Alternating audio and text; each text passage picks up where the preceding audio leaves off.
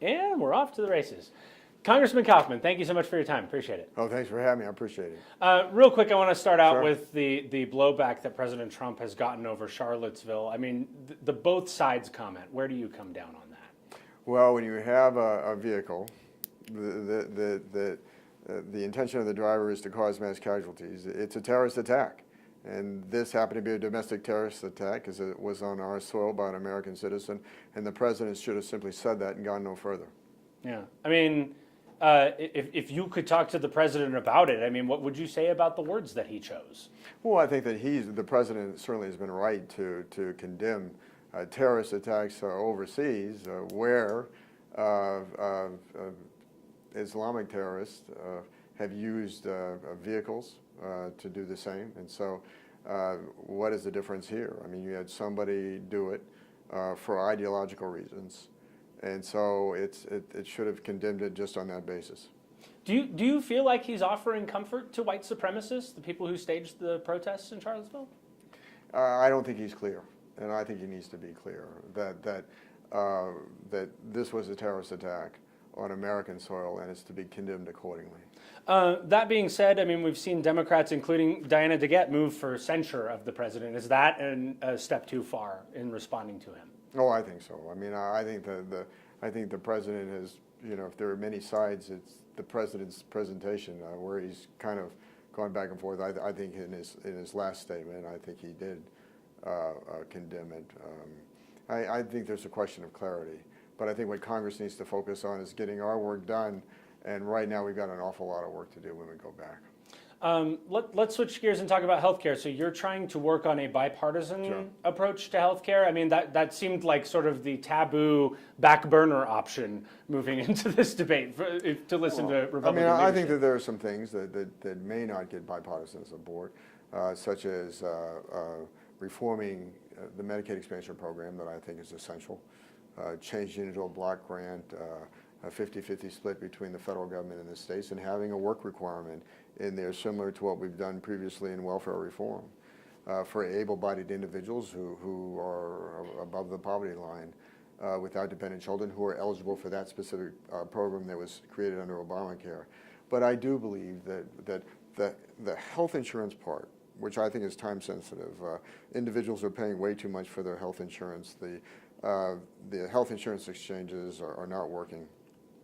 And in fact, they are failing. And so we need to fix these things. And so I'm a part of a bipartisan working group of about 20 Republicans and 20 Democrats who have come together to try and bridge the partisan divide in Washington, D.C.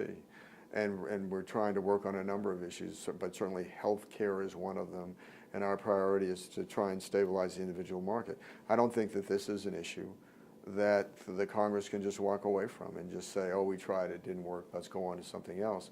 I think we owe it to the American people, to particularly those individuals that don't get health insurance from their employer, that aren't on a government program, that have to purchase it on their own. I think they are bearing the brunt of this, and we have a responsibility to help them. How do you go from a 90-10 split, federal to state, to 50-50 without states deciding they can't afford it and people losing coverage that they got under? Well, you have to phase it in. And so the way I propose in my legislation to do it is to say, let's go to 2020, it levels out at 90%. And anybody who's on in 2020, going into 2021, will stay at the 90-10. We will fund them at 90%. But all new entrants then will come in at 50-50. And so as long as those people are on, they'll be funded at 90%. But again, new people. So I think that this will be a phased approach, and I think it ought to be moved to a block grant, and I think there ought to be a work requirement there. What do you make, as someone who's working on a bipartisan approach to healthcare, what do you make of this whole Hickenlooper-Kasich show that's going on right now? Well, I think whenever you have people that are talking about working together on a bipartisan basis, I think it's positive. I mean, the problem that we have, I think, in the Congress is the polarization, and that too many people are follow along ideological partisan lines, and compromise has somehow become a pejorative. But I don't know how you don't compromise how you never compromise if you're going to govern. And the fact is, compromising isn't giving up your principles. It's just achieving them at maybe a slower pace, but it's advancing the country's interest. Is it important to be able to say at the end of this, we repealed Obamacare, or is that a place where you're willing to compromise? Well, I think that the reality is, where I differ is it can't be done at once. Is that this is a fifth of the American healthcare system. And the notion that we're going to do it in one single bill is crazy. I think that there are fundamental flaws. I think that the way the consumer protections are set up in terms of continuous coverage for pre-existing conditions is fundamentally flawed, and we need a different model for that. I think that, again, the Medicaid expansion needs to be fundamentally changed, and I certainly have a proposal to do that. It sounds like you're trying to tell me that, yes, I would love to repeal Obamacare, but if we can do stuff that patches things up along the way, let's do that stuff. No, I think that you don't. The notion, I mean, that goes back, that's a mistake that the Democrats, I think, made and paid a price for, that they could do it in one fell swoop. They could completely restructure the American healthcare system. I don't think it has to be done all at once. I think there are things that are time sensitive that have to be done now, but I think they can be done in time. And I also think in doing it in time that we can bring in bipartisan support to get that done. As someone who's been overseas with the military a couple of times, I'm curious for your take on the president's announcement on Afghanistan, particularly this idea that we're not going to do nation building. I mean, we've been in there for umpteen years already. If we don't attempt to prop up some sort of government, there, what sort of situation are we leaving? Do you think there is a way forward that matches what the president outlined? Yeah, first of all, I think there was a mistake in the first place how we got in there. Under George W. Bush. I think what he did initially was brilliant, where we were attacked by Al Qaeda in 9/11. Taliban, they coordinated their operations from Afghanistan. The Taliban controlled much of the country, gave them safe harbor. They wouldn't turn over Osama bin Laden after we asked them to do so after the attack. What we did first was brilliant. We gave air advisory and logistical support to the anti-Taliban forces of Northern Alliance, and they pushed the Taliban and Al-Qaeda out of the country. And then we made a terrible mistake. Instead of saying to the victors of the ground, you're in charge, and we'll support you as long as you keep the Taliban and Al-Qaeda out, we pushed them aside and superimposed a government that we wanted them to have that doesn't fit the political culture of the country. And so we've been engaged in a failed strategy ever since. I think as an Iraq War veteran, I like the idea that the president renounced nation building, that he said some things that are very important. He said, number one, that we're going to change the rules of engagement for our military. Number two, we're going to apply military pressure to the Taliban to bring them to the negotiating table. And I think he also mentioned something very important, to send a message to the Taliban that the United States is open to a negotiated settlement. It's open to a shared governance where the Taliban can be part of the governance of Afghanistan. I think that's very important. As long as they feel like they're winning, they will never negotiate. And so there are no good answers from my point of view, but this is probably the best of bad options. I think extricating ourselves overnight out of Afghanistan creates a vacuum that would only make the situation worse. But I think, and not saying that we're going to have a time schedule for withdrawal, but it's going to be based on conditions on the ground. I think all those things are positive. What sort of conditions would you like to see before American troops leave?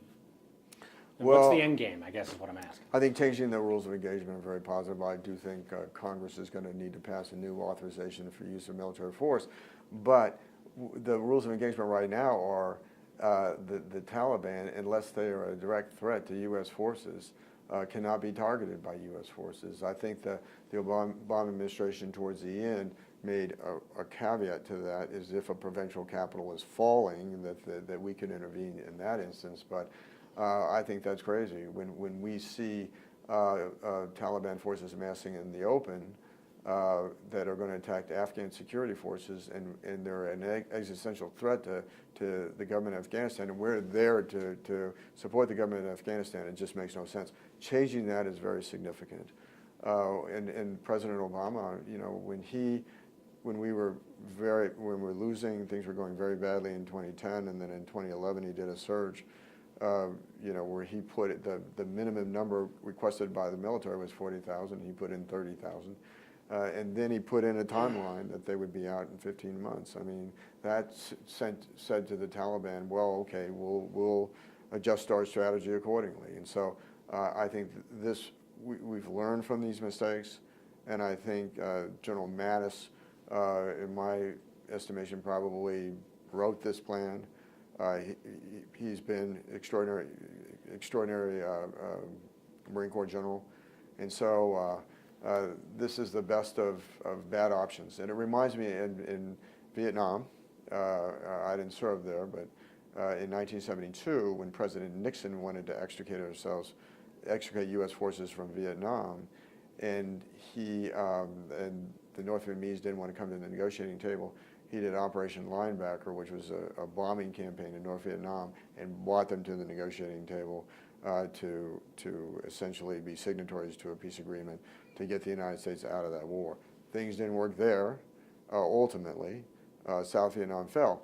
I think that situation in Afghanistan is different, where the Pashtuns are a large ethnic group that the Taliban come out of, and particularly rural Pashtun areas, the political culture basically is aligned with the Taliban.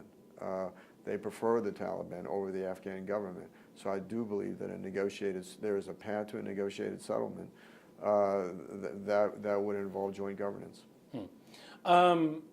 Switching gears back to home a little bit, do you find yourself kind of biting your nails when you see the president's going to have a big campaign-style rally? Because he seems to have a very different tone on that sort of stage than he does, you know, on script, on message, like he was when he was talking about Afghanistan. Oh, it concerns me.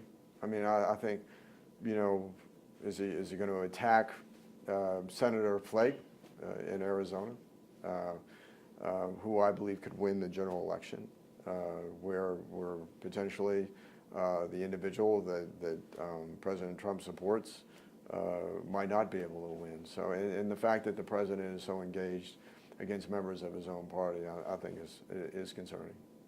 I mean, how do you see getting things done under a Trump administration, between the Trump administration and Congress? If this Well, I is the really sort of do. tug of I war? really appreciate the fact that General Kelly is in the White House. I think that's very important. I think that probably the exit of Steve Bannon was a decision by former Marine Corps General Kelly. I guess once a Marine, always a Marine. But that he brought that to the president, and I think the president signed off on it. That in and of itself, I think, is, for me, from my perspective, is a good sign. Yeah. So you're heartened to see some more teleprompter Trump. You'd be okay with more of that?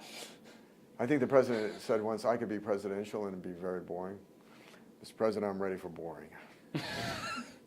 Well put. Mitch McConnell came out the other day pushing back too, saying most news is not fake. Would you agree with the majority leader? Absolutely. Is it? Yeah, what do you make of the culture that we're going through right now? It's very different. I think that on one hand, I think there are a lot of Americans that see that like the I don't want to say impulsive nature, but like the directness. Sort of the non-politician president. I think that his key supporters absolutely love that. I think perhaps there's a time for that, but there's also a time I think that requires more serious, a president that's more deliberative. And so I think with General Kelly in the White House, I'm obviously hoping for change. And it'd be interesting to see. I don't know what the president's going to say tonight. I thought he was very successful last night, and it'd be interesting to see, you know, which President Trump shows up to the rally. All right, Congressman Coffman, thank you very much for your time. Thank you, I appreciate it. Appreciate it as always.